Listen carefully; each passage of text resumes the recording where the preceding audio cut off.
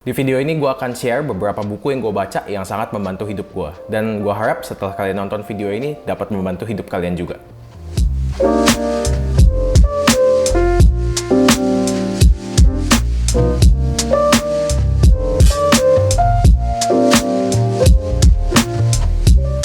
Dari kecil gue tidak pernah menjadi orang yang hobi membaca buku, entah itu komik, buku pelajaran, atau buku-buku lainnya. Hal ini semakin didukung dengan keadaan sekolah di Indonesia yang memaksa muridnya untuk belajar banyak hal dalam waktu yang bersamaan. Beberapa hal inilah yang membuat proses belajar itu sendiri menjadi tidak enjoyable untuk gue pribadi. Dan dengan sejalannya waktu, buku semakin menjadi hal yang gue hindari dalam hidup gue. Sampai akhirnya pas masuk dunia kuliah, semua itu berubah pada saat gue kepilih menjadi ketua umum salah satu lembaga himpunan mahasiswa di kampus gue. Dimana gue harus memimpin lebih dari 300 orang pada waktu itu, dan mau nggak mau gue harus mulai membaca buku untuk mempersiapkan mental gue. Dan bisa dibilang setelah membaca buku pertama itu, hidup gue berubah. Dan gue jadi mulai membaca buku-buku lainnya yang sangat berdampak positif untuk hidup gue. Oleh karena itu, di video ini gue ingin share 4 buku yang telah membantu hidup gue secara pribadi dan profesional. Kita masuk ke buku yang pertama, yaitu buku How to Win Friends and Influence People. Buku ini adalah buku pertama yang gue baca dan selalu gue rekomendasikan untuk orang lain membaca karena isinya yang sangat insightful untuk kehidupan pribadi, profesional, dan menurut gue seluruh aspek dalam hidup. Oke, terkesan lebay, tapi personally kalau gue nggak baca buku ini, gue tidak akan bisa melalui masa jabatan gue sebagai ketua umum pada zaman kuliah dulu. Buku How to Win Friends and Influence People ditulis oleh Dale Carnegie dan dipublikasikan pertama kali pada tahun 1936. Gue tahu pikiran kalian, buku ini sudah berumur 5 tahun, apakah masih bisa relate dengan zaman sekarang? Dan jawabannya menurut gue adalah 100% yes. Pada dasarnya buku ini mengajarkan terkait human relations, public speaking, dan yang paling menarik menurut gue adalah dasar psikologi manusia. Beberapa poin yang ada di dalam buku ini seperti jangan mengkritik orang lain, kekuatan mengingat nama orang lain, dan berbagai macam tips untuk menjadi pemimpin yang lebih baik. Sebenarnya tips yang ada dalam buku ini itu semua sangat simpel, tapi bagaimana cara Dale Carnegie itu memberi contoh, bagaimana cara dia mengaplikasikannya di kehidupan pribadi, dunia kerja, dan bagaimana dia menjadikan psikologi manusia itu dasar untuk kita berperilaku, itulah yang menurut gue membuat buku ini itu sangat insightful gitu, dan selalu gue rekomendasikan untuk orang lain membaca. Buku yang kedua, Tuesday with Morrie. Buku Tuesday with Morrie ini lebih masuk dalam kategori memoir dibandingkan self-help, tetapi buku ini tuh memiliki banyak insight terkait dengan kehidupan. Buku Tuesday with Morrie ini ditulis oleh Mitch Albom dan dipublikasikan pertama kali pada tahun 1997. Pada tahun 2000, buku ini masuk ke dalam New York Times Non-Fiction Bestseller List, dan pada tahun 2006, dia menjadi best-selling memoir of all time. Pada dasarnya buku ini berisikan cerita nyata hubungan penulis buku yaitu Mitch Albom dengan mantan profesornya Morrie Schwartz. Pada zaman kuliah, Mitch memiliki hubungan yang dekat dengan Morrie, tetapi sejalannya waktu, Mitch Albom yang kemudian menjadi dewasa dan mengejar karir tidak pernah berhubungan lagi dengan Morrie. Suatu hari, Mitch melihat mantan profesornya di televisi yang menginfokan bahwa dia terkena sakit ALS dan penyakitnya akan menjadi jembatan dia dengan kematian.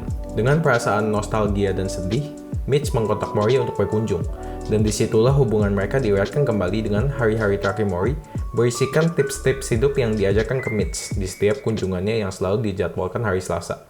Oleh karena itu, bukunya berjudul Tuesday with Morrie. Hal yang paling berkesan untuk gua dari cerita buku Tuesday with Morrie ini adalah cerita dari penulisnya sendiri, yaitu si Mitch Albom yang sebelumnya bekerja sebagai jurnalis olahraga. Dia tidak bahagia dengan pekerjaan dia, tetapi setelah bertemu dengan Morrie, dia akhirnya berganti karir untuk menjadi penulis buku seperti Tuesday with Morrie ini. Dan beberapa buku lainnya yang terkenal juga seperti The 5 People You Meet in Heaven, For One More Day, dan beberapa buku lainnya yang memang berfokus pada hubungan manusia dan kehidupan. Semua buku yang ditulis oleh Mitch Albom itu sangat indah untuk dibaca, dan gue sangat rekomendasikan kalian untuk dimulai dengan buku Tuesday with Morrie. Buku ketiga, Outliers. Buku Outliers adalah buku non-fiksi yang ditulis oleh Malcolm Gladwell dan pertama kali dipublikasikan pada tahun 2008. Buku ini juga masuk ke dalam kategori best-selling list dari New York Times, jadi buku ini sangat insightful. Malcolm Gladwell juga menulis buku-buku lainnya yang terkenal seperti The Tipping Point, David and Goliath, dan Bling. Tetapi dari semua buku yang ditulis Malcolm Gladwell, personally buku Outliers adalah buku favorit yang selalu gue rekomendasikan untuk orang baca. Buku ini berisikan informasi-informasi mengenai bagaimana seseorang memiliki probabilitas yang tinggi untuk sukses, dan faktor-faktor yang berkaitan dengan kesuksesan seseorang.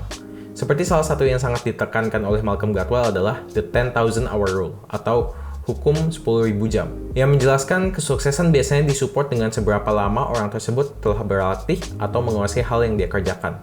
Dalam bahasa Indonesia, simpelnya jam terbang menentukan kesuksesan seseorang. Hal lain yang disebutkan dalam buku Outliers adalah kesempatan atau opportunity merupakan faktor yang sangat penting untuk kesuksesan seseorang.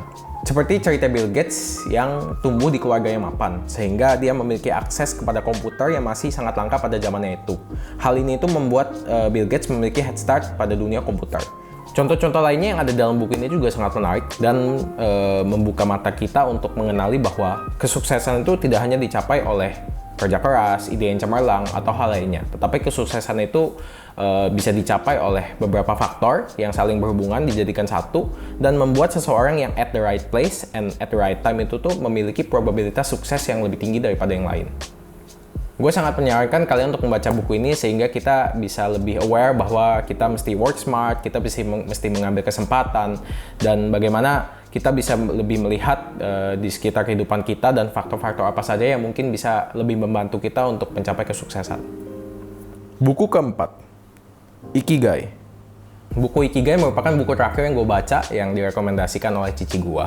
Dan sebagai Japanese culture fans in general, gue sangat enjoy membaca buku yang ditulis oleh Ken Mogi ini. Buku Ikigai berisikan informasi dan tips untuk hidup yang lebih meaningful dengan filosofi yang sudah sangat familiar di budaya Jepang, yaitu Ikigai. Kata Ikigai sendiri memiliki arti yaitu tujuan untuk hidup. Dan di buku Ikigai, Ken Mogi menginformasikan dari hasil research bahwa ada korelasi yang tinggi antara Ikigai dan kebahagiaan. Teori ini didukung dengan hasil penelitian bahwa orang yang merasa memiliki Ikigai dalam hidupnya memiliki hubungan yang baik dengan keluarga dan temannya, lebih memiliki kesuksesan finansial, dan lebih sehat secara umum. Dengan banyaknya research dampak positif Ikigai, di dalam buku ini tuh kita bisa lebih mengenali lagi apa itu Ikigai, apa saja bentuk Ikigai, dan faktor untuk bisa memiliki Ikigai dalam hidup kita. Salah satu poin atau pilar yang sangat menarik menurut gua adalah pilar starting small, yang mengajarkan bahwa semua orang sukses yang ada di dalam cerita buku Ikigai ini selalu memulai karirnya itu dari hal yang sangat simpel dan sederhana. Hal lain yang diajarkan yang gue juga lumayan suka adalah kita mesti enjoy hal-hal kecil yang kita lakukan setiap harinya. Jadi kita enjoy those little things yang kita lakukan. Dan banyak tips lainnya itu yang juga mengajarkan untuk kita memiliki hidup yang lebih baik dan lebih meaningful. Dengan dunia yang bergerak sangat cepatnya itu, buku Ikigai sangat cocok untuk dibaca dan sangat gue rekomendasikan untuk dibaca sehingga kita tidak FOMO dengan hal yang terjadi di sekitar kita.